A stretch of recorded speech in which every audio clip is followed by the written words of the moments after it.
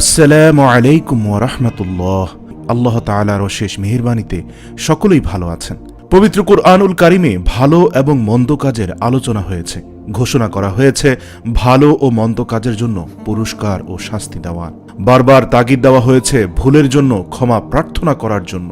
আল্লাহ পাক রব্বুল আলামিন রাসূল সাল্লাল্লাহু আলাইহি ওয়াসাল্লামের মাধ্যমে কোরআনে প্রতিশ্রুতি দিয়েছেন, অনুতপ্ত হয়ে আল্লাহ পাকের কাছে ক্ষমা প্রার্থনা করলে আল্লাহ তাআলা অবশ্যই ক্ষমা করে দিবেন। যে ব্যক্তি ভুল করার পর অনুতপ্ত হয়ে আল্লাহর কাছে ক্ষমা প্রার্থনা করবে, সে ব্যক্তি আল্লাহর প্রিয় বান্দা হবে।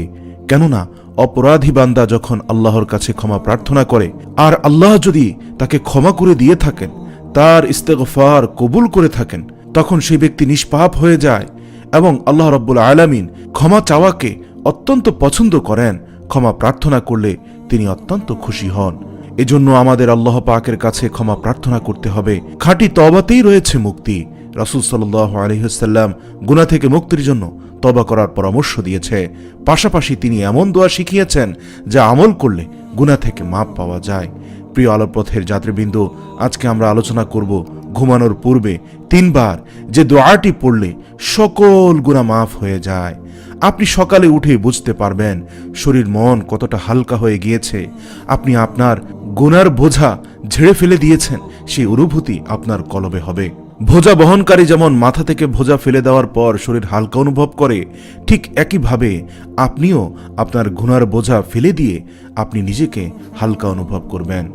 তাই প্রিয় আলোর পথে যাত্রীবৃন্দু, আজকে আমরা আলোচনা করব রাতে ঘুমানোর আগে 3 বার যে দোয়াটি পড়লে আমাদের সকল গুনাহ মাফ হয়ে যায়, সকালে ঘুম থেকে নিষ্পাপ হয়ে উঠতে পারবো।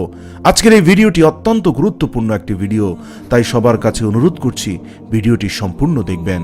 বিশিষ্ট সাহাবী হযরত যায়েদ রাদিয়াল্লাহু তাআলা আনহু বর্ণনা করেন, রাসূলুল্লাহ সাল্লাল্লাহু আলাইহি ওয়াসাল্লাম ইরশাদ করেছেন, যে ব্যক্তি এই দোয়াটি পাঠ করবে তার জীবনের সকল গুনাহসমূহ মাফ হয়ে যাবে। আল্লাহু আকবার। আসুন সে দোয়াটি আমরা শিখে নিই। দোয়াটি হলো আস্তাগফিরুল্লাহাল্লাযী লা ইলাহা ইল্লা হুয়াল হাইয়ুল কাইয়্যুম ওয়া আতুবু ইলাইহি। অর্থাৎ, হে আল্লাহ, আমি আপনার কাছে ক্ষমা চাই। আল্লাহ ব্যতীত কোনো মাবুদ নাই, তিনি চিরঞ্জীব ও চিরন্তন, এবং আমি তার কাছেই ফিরে যাব। সুবহানাল্লাহ।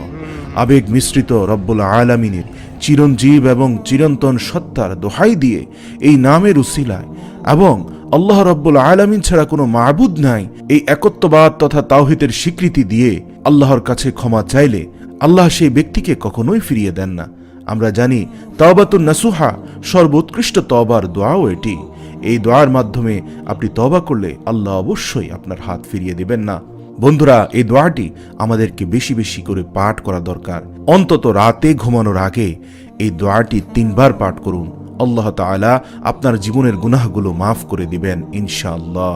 মনে রাখবেন, হাদিস শরীফে আস্তাগফিরুল্লাহাল্লাযী লা ইলাহা ইল্লা হুয়াল হাইয়ুল কাইয়্যুম ওয়া আতুবু ইলাইহি, এই দোয়াটির ব্যাপারে সুস্পষ্ট হাদিস রয়েছে, কিন্তু আমরা ইস্তেগফারের জন্য যে দোয়াটি পড়ি, আস্তাগফিরুল্লাহ রাব্বি মিন কুল্লি জামবি ওয়া আতুবু ইলাইহি লা হাওলা ওয়ালা কুওয়াতা ইল্লা বিল্লাহ, এই দোয়াটির ব্যাপারে হাদিসে কোনো সুস্পষ্ট রেফারেন্স নেই। কিন্তু এই ইস্তেগফার পড়লেও আল্লাহ আপনাকে ক্ষমা করবেন। কিন্তু আমাদের উচিত হবে রাসূল সাল্লাল্লাহু আলাইহি ওয়াসাল্লাম যে ইস্তেগফার শিখিয়েছেন সেটি মুখস্থ করা। কিন্তু দুর্ভাগ্যজনকভাবে বাংলাদেশের অধিকাংশ মানুষই রাসূল সাল্লাল্লাহু আলাইহি ওয়াসাল্লামের শিখানো ইস্তেগফারের থেকেও আলেম ওলামাদের শিখানো ইস্তেগফারের দোয়াটি বেশি জেনে থাকি। আমাদের উচিত দুটোই জানা এবং দুটোর উপরেই আমল করা। বেশি আমল করা উচিত হাদিস শরীফে যেই ইস্তেগফারের কথা বলা হয়েছে সেই ইস্তেগফারের দোয়াটির উপরে বেশি আমল করা উচিত। আপনি সকালবেলা ঘুম থেকে ওঠার পরেই দেখতে পারবেন, বুঝতে পারবেন আপনার শরীর মন সব হালকা হয়ে গিয়েছে, আপনার গুনাহ সব মাফ হয়ে যাবে এই দোয়াটি রাতে ঘুমানোর আগে 3 বার পড়ার মাধ্যমে। ইনশাআল্লাহ আল্লাহ রাব্বুল আলামিন যেন আমাদেরকে এই দোয়ার উপরে আমল করার তৌফিক দান করুক। আমিন।